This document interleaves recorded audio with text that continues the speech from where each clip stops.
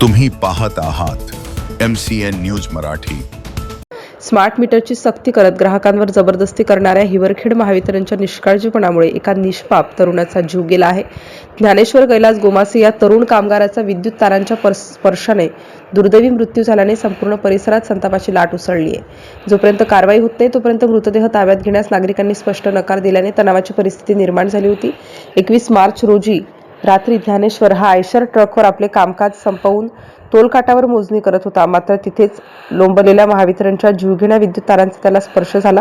हा धक्का इतका भीषण होता की ज्ञानेश्वरचा जागीच मृत्यू झाला। परिसरात अनेक ठिकाणी 20 तारा लोंबलेल्या असतानाही महावितरणने याकडे जाणीवपूर्वक दुर्लक्ष केलं। घटनेनंतर संतप्त नातेवाईक आणि ग्रामस्थांनी घटनास्थळी मोठी गर्दी केली।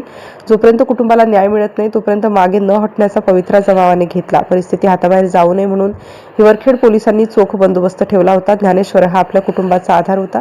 त्याच्या जाण्याने गोमासे कुटुंबावर आभार कोसळला आहे। केवळ आश्वासने नको तर ठोस आर्थिक मदत हवी अशी आक्रमक मागणी आता ग्रामस्थांनी महावितरणकडे केली आहे। प्रशासनाने तात्काळ पंचनामा करून दोषी अधिकाऱ्यांवर कारवाई करावी आणि पीडित कुटुंबाला न्याय द्यावा, अन्यथा तीव्र आंदोलन छेडण्यात येईल असा इशारा संतप्त नागरिकांनी दिला आहे। MCN न्यूज मराठीकरिता बाळासाहेब नेरकर, हिवरखेड।